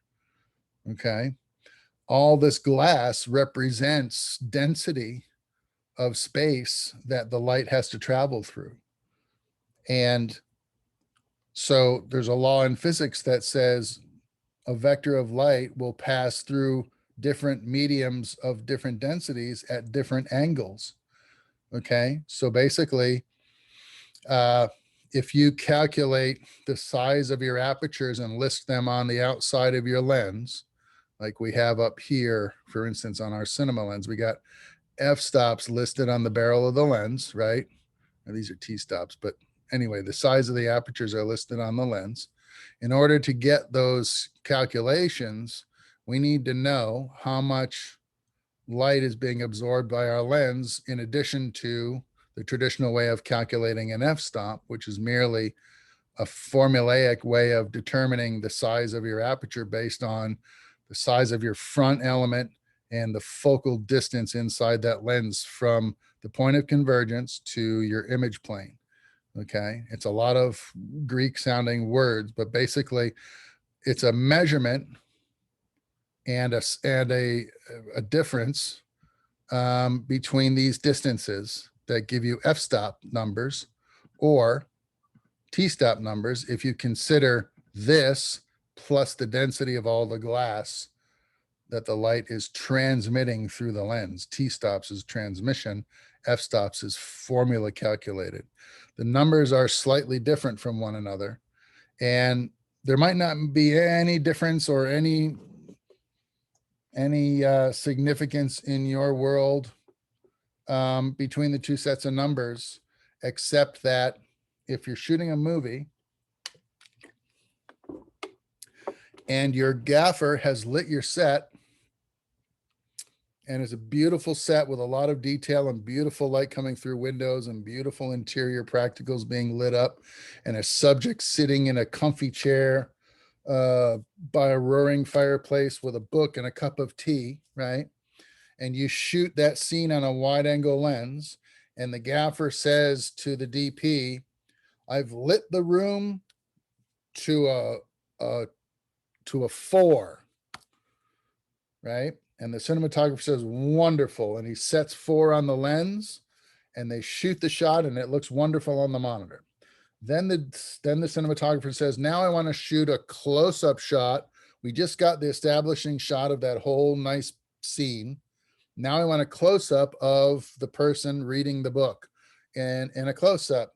So give me an 85 millimeter lens. And they take the 35 millimeter lens off. They put the 85 millimeter lens on, and the cinematographer sets the 85 millimeter lens to a 4. And then they go over and they look at that image on the monitor, and there's something wrong. The image looks too dark. And you think to yourself, what could the difference be? Well, if the image is too dark with the 85 and it was just fine with the 35 millimeter lens, then you're probably using photographic lenses to shoot this shot with, not cinema lenses.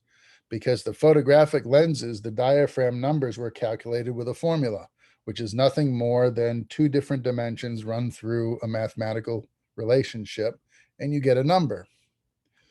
It doesn't take into account the fact that the 35 millimeter lens has smaller pieces of glass and fewer of them than the 85 millimeter, which has larger pieces of glass and more of them. And the 85 millimeter lens is harder for light to pass through. So the 85 millimeter lens is darker on the monitor because at the same stop of 4, there's more glass to go through and more light was lost inside the barrel of the lens. So you have to open the 85 to maybe a 2.8. Not a 4, in order to get the images to match. If the lenses were marked with T-stops instead of F-stops, and you shot that first shot at a 4 with a Cinema 35 and changed that lens out to a Cinema 85 for the close-up and set it to T4, the images would look the same because those lenses have been calibrated, okay, and marked to consider how much glass is present for the light to pass through. And that might seem like a very small thing, a very small detail, but it has a lot to do with the speed and the efficiency that a cinematographer can work on set. And the fact that lots of different lenses are used at lots of different times, and they don't have to do individual calculations or anything every time you change lenses or play around with the exposure at the director's monitor, which is a waste of time. And it also kind of doesn't look good if you swap lenses and you walk over to the monitor and there's something wrong and you can't figure out why. Okay. Because nobody should be looking at the cinematographer thinking that person doesn't know what they're doing, because that's bad. Okay. Cinema lenses with T-stops will guarantee that the look of a 35mm lens at T4 has the same brightness and density as an 85 at a T4 if they're from the same series, same manufacturer of lenses. Okay. That adds to the cost of manufacture, which means that cinema lenses might be more expensive to make and to procure. It's more complex, therefore the lenses take longer to be made. They have more construction than a photographic lens, which means fewer of them can be made than photographic lenses, which also drives the price and value of a cinema lens up. And all these things contribute to the cost either of your rentals or your purchases or your access to cinema lenses. Okay. So it makes photographic lenses very economical if you're just starting out. If you want to own your own lenses and cameras and shoot your own content, just understand there will be limitations to the photographic equipment that you'll have to overcome in a cinematic workflow. Okay. I took you the long way around the block on that, I think, but T-stops and F-stops are a complicated discussion to compress into 3 to 5 minutes. But I did give you guys a video that you can watch if you go back to, I think this was week 6, and look at the T-stop versus F-stop video that I gave you on web courses. That moved us to last week, which was week 7, and we talked about filters. And basically I told you there was several different styles of filters, and several different effects you can achieve with filters. That filters were something you didn't have to do in camera, but there were reasons why you might want to bake in the look of your images with filters in camera, as opposed to doing them later in post. And it had to do a lot of times with the moment of inspiration. You're on set today, everything's here, all your help is here, all your equipment is here, the location is perfect, the sun is shining, it's not raining, and the actor just gave you an amazing performance and you were inspired to use a diffusion filter for a little added effect to the image. If you don't do that in camera at the moment, it's very, very hard to reproduce a good diffusion effect with a digital filter that's a plugin for Final Cut, let's say. But something as simple as a colored effect, you might not feel it in post-production 6 weeks later when you're working with the images. You won't feel as passionate about a color accent to a shot, or a graduated filter, or even a polarizer maybe, that you might have felt in the moment when you were creating those images. So my belief is, if you're inspired to do something in the moment of creation, that's probably your gut instinct giving you good advice, and you should probably do it and go ahead and commit that to film, assuming that your director agrees or your producer agrees. And in that moment, everybody sees the benefit of adding that effect. Waiting till later, deferring your creative choices and for a different day, a lot of times can kill the mood, quite frankly. Ira Tiffin, the chairman and founder of the Tiffin Filter Corporation, gave us a little video to look at. And this is his short story on filters and their manufacture, and the 5 filters that he finds the most useful for any cinematographer, and the 5 marquee filters that are the hardest to reproduce in post-production, as it turns out. We talked about the styles of filter being threaded filters that screw on the front of your lenses. And we talked about the impracticality of threaded filters, in that within a given lens system, you might have several different accessory sizes and require several different sizes of filter to accommodate all those different lenses.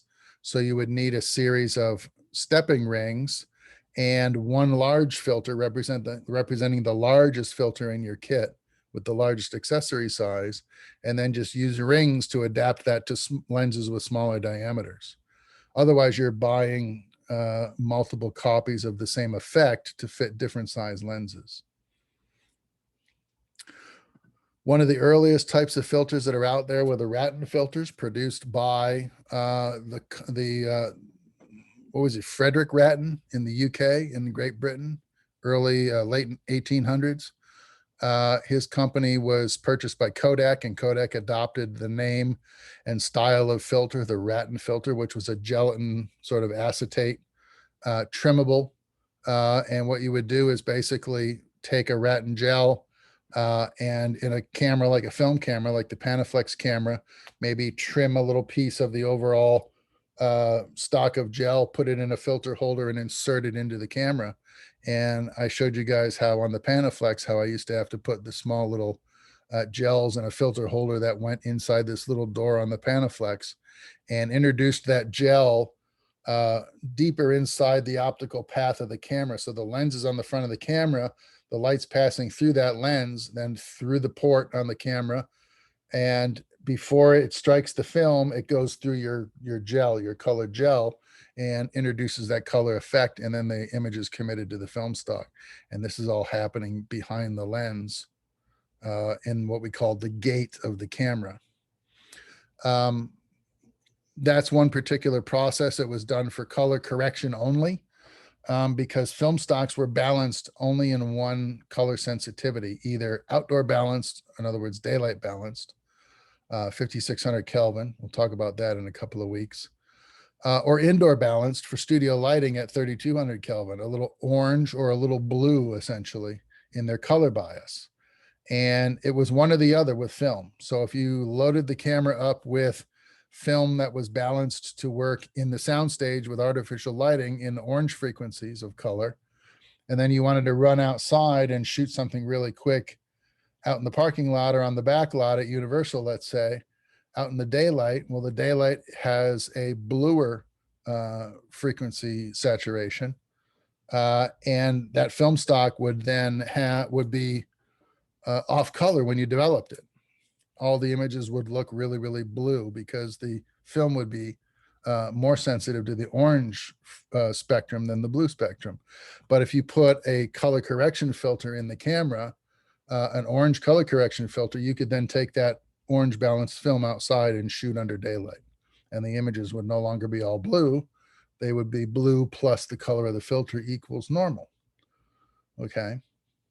So we used to do that with the film cameras with Rattan gel filters. Now, in the modern era of digital cameras, it's very simple.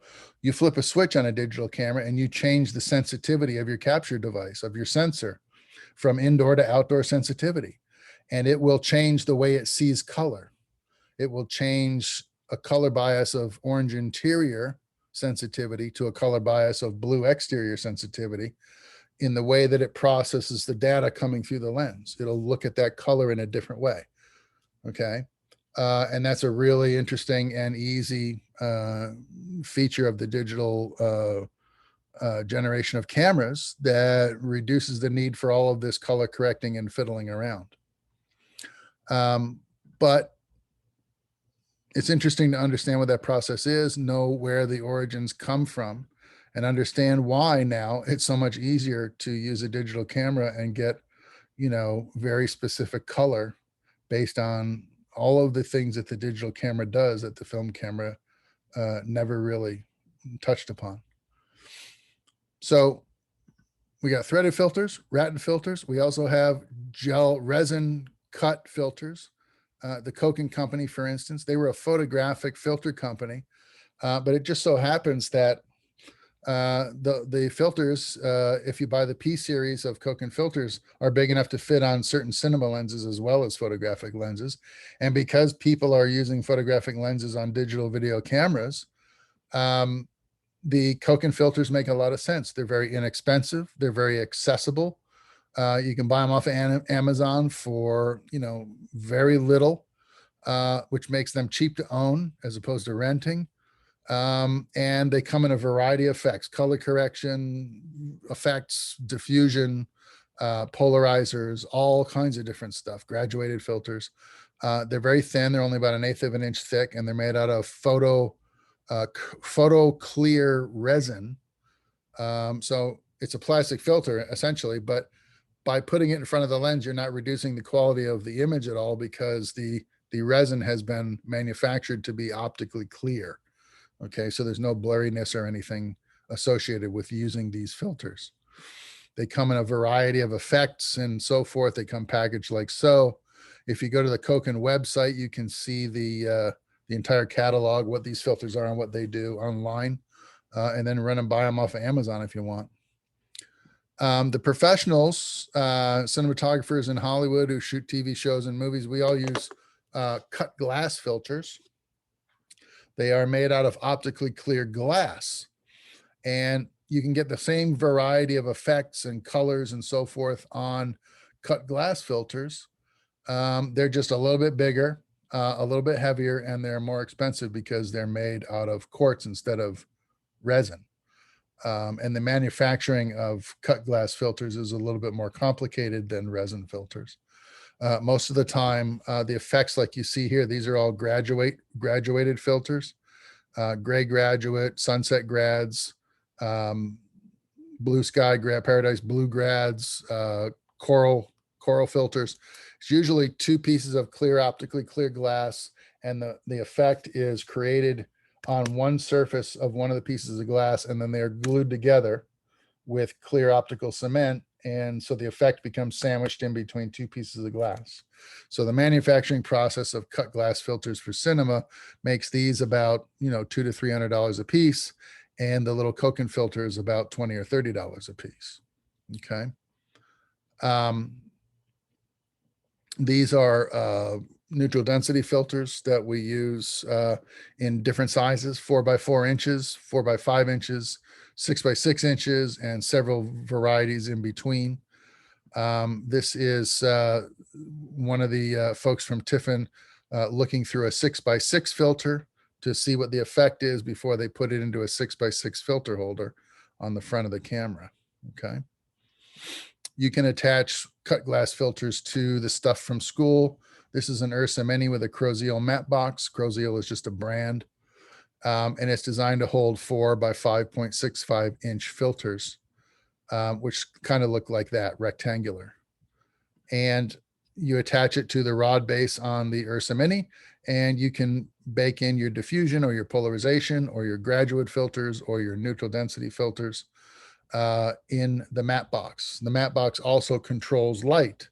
So we call this an eyebrow. It's like a shade, kind of like the bill or the peak on a ball cap, and it'll shade the sun out of the front of the lens and prevent flares and prevent sort of a veiling or a ghosting of the image. Okay. It also has what we call dog ears, which are side flaps that you can attach to the matte box to do basically the same thing: prevent stray light from hitting the front of the lens at weird angles that'll cause those star flares and so forth, Newton rings and things. And the matte box also holds your filters in your stages or trays back here, and they pull out. You put the filter inside and then slide it back in the little drawer and shoot through it.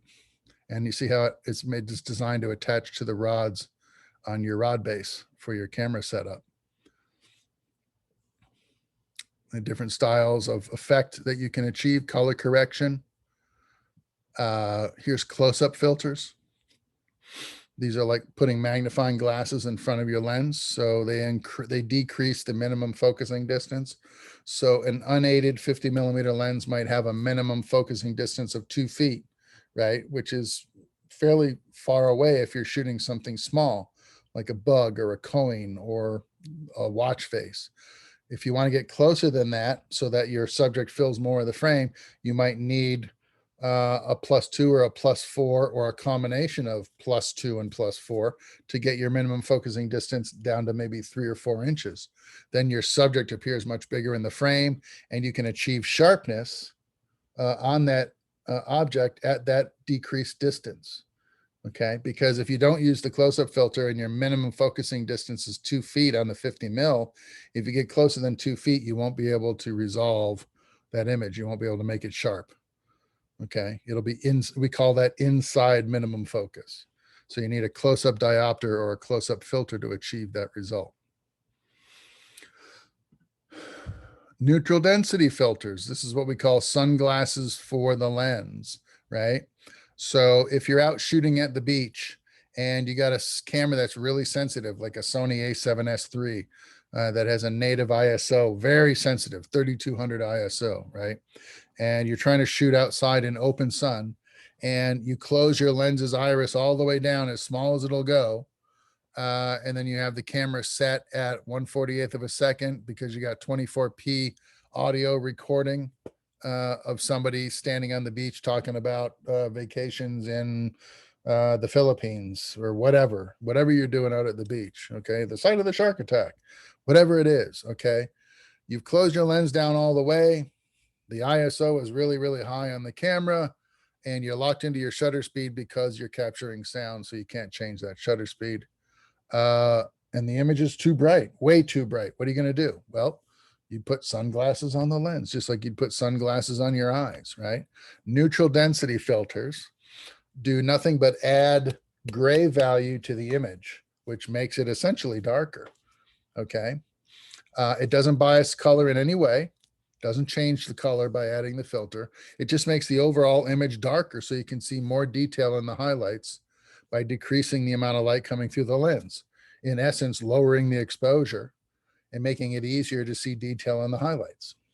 Okay, so there's varying grades of neutral density, and each time you make a jump in neutral density grade, it is one full f-stop of reduction of exposure, which is the same thing as changing the f-stop on your lens from maybe a 2.8, let's say, those are pretty small, a 2.8 to a 4. Okay, that relationship between those two numbers, and we're going to talk about this next week, that relationship is the same as the relationship between an ND2 and an ND4 filter. It reduces the amount of light passing through that lens by 50%.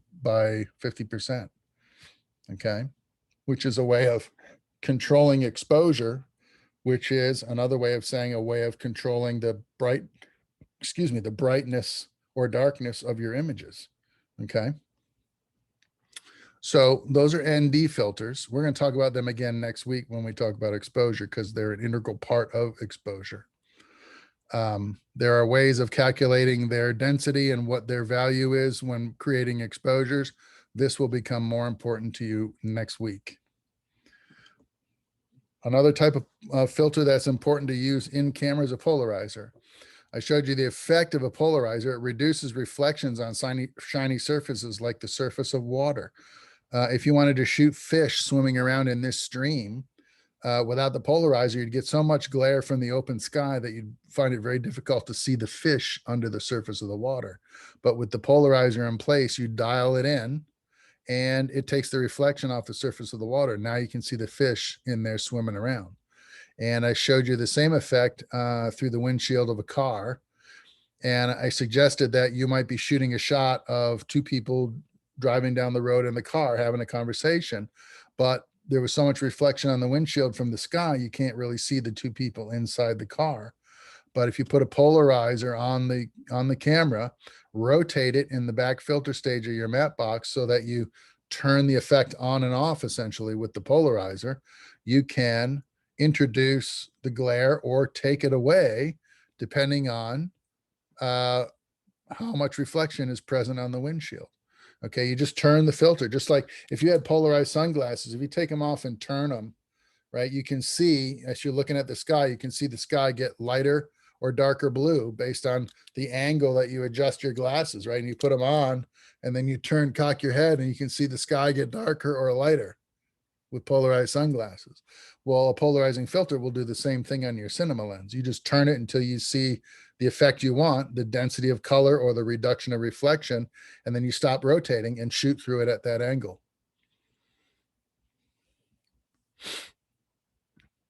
The last kind of filter I was talking to you about is the graduate filter. It's kind of similar to the ND filter, except where the ND filter, the effect is all over the filter from top to bottom and side to side. An ND grad filter, the effect is only present at the top of the filter, and the bottom of the filter is clear. So there's a graduated effect of neutral density. By the time you get from the foreground, presumably through clear glass, to the background, which is probably a cloudy sky, you have the neutral density effect working on the bright sky and not doing anything to the darker foreground. And so you can get a better exposure on your skies by using an ND grad over the lens. Okay. So that's basically it. That brings us all the way through week 7, intro to cinematography, all the way through to filters. Okay. And I know that was a long ride. And from all of these cells, I've only extracted 30 questions for you to answer for me. Okay. So I've given you what I think are the broadest talking points. And then I've picked 30 of the salient points and asked you to tell me what the right answer is. It's multiple choice, and you'll have 90 minutes to do it. You can take it at any point this week now, from 6 p.m. until Friday at midnight. Okay. I would advise you to study before you take the test. Even if you think you got this pretty well nailed down, just take a break. Maybe tonight, take a break. Tomorrow, study a little bit. Maybe look over your notes again on Thursday, and maybe take it Friday in the afternoon. And don't worry about it. Just relax and give it your best shot. Okay. But don't go into it cold. I mean, there's no reason to do that. And that's it. Good luck. Does anybody have any questions, any thoughts about what I'm asking you here? If you don't see it presented here, I'm probably not going to ask you about it. This is what I thought was important over the last 7 weeks of class. Okay. Next week, we'll start our discussion about exposure. And a lot of this stuff now that I've introduced you to will come to bear on our conversation about exposure. So from that point of view, it's important you understand this conversation first, so I can talk to you about exposure and things will make sense. Okay. But next week, we'll start that conversation on exposure. And then the week after that, I want to talk to you about one of the major ramifications of how you choose your exposures for your camera. It's called depth of field. Okay. And it has to do with your lenses. Something about your lenses that your aperture is doing that represents a dramatic or compositional advantage. You can think about it that way.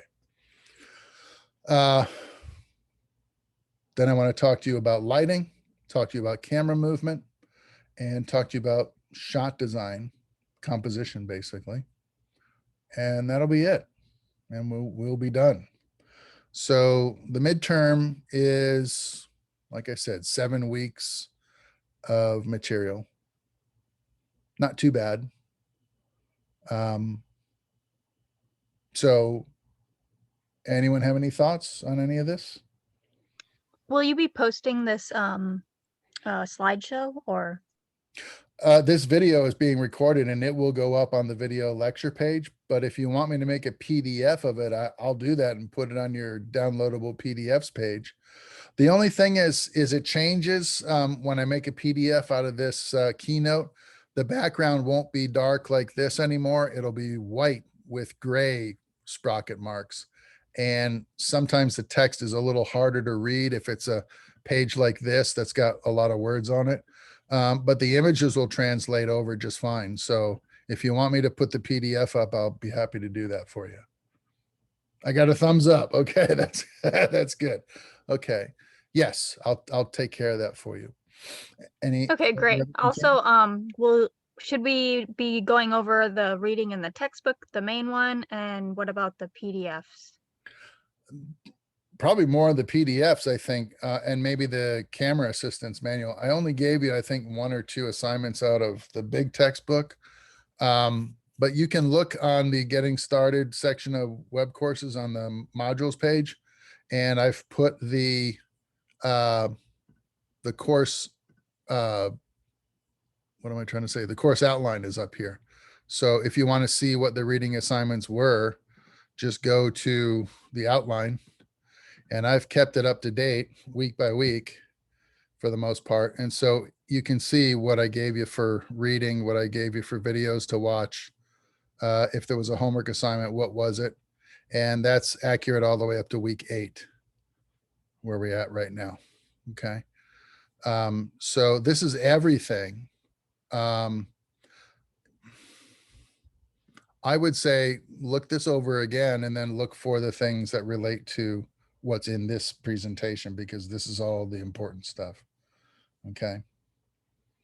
Okay, perfect. Thank you. Sure. Anybody else have any thoughts or feelings on what I talked about today?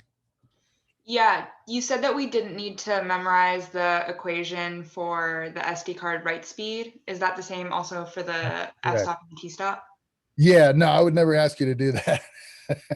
Thank you. That would be cruel and unusual punishment. Agreed. We're still majors, not mathematicians out here. Hey man, I'm not a math person either. I hated math. So, and I'm not good at it. So yeah, I'm just telling you from where the technology comes from, that it's a calculation, that it's something that can be mathematically determined. The manufacturers take care of that, all of that for you though, when they build the lens and they paint the numbers on there for you. All that math has been done. The only thing you need to know is that there's a difference between them, right? F-stops on photo lenses won't necessarily match image for image between focal lengths. Cinema lenses will, because cinema lenses calculated the stops in a different way. Transmission stops versus formulaic stops. One is a mathematical guess. The other is a density measured certainty. Okay, so the cinema lenses are more precise in the data that is inscribed on the lenses themselves, which helps you in the operation of the equipment. That's really what the major point is. It's not about knowing how to calculate it, because, oh my God, we'd all be in big trouble. So don't worry about that. And, you know, as far as calculating the capacity of your data card, there's certain times when you're going to want to know that and know how to do that, but it's not going to come up anytime soon for you guys. So I wouldn't worry about it just now. Okay. Thank you. Thank you. Good question. Anyone else? No? Okay. Then the only other thing I have for you is your reading assignment for next week, which is the PDF. It's called Exposure, the Ultimate Guide. Okay. And it's already on web courses. Under week 8, you'll see a reading page, a reading assignment, and it is posted there. I've reposted it in week 9, but I haven't published week 9 yet for you. So if you want to look at that document now, it's in week 8 under reading assignment. Take a look at it over the week. Okay. Just browse through it, skim it. Okay. Because we're going to cover it again next week. Okay. But if you get a little bit of a jump on it, there won't be anything in there that will take you by surprise next week. And we can talk about it, answer questions about it, and so forth. Okay. And that's it. So there's nothing left but the crying. I'm kidding. You'll be fine. Shall we adjourn then? Shall we call it a day? Last chance, last call for questions. I have one motion from Bernadette to adjourn, and I have a second, excellent, from Gabriella. Then everybody have fun this week. Good luck on your quiz, and I'll see you all next Monday. Okay. Hey, thanks a lot. Have a good afternoon.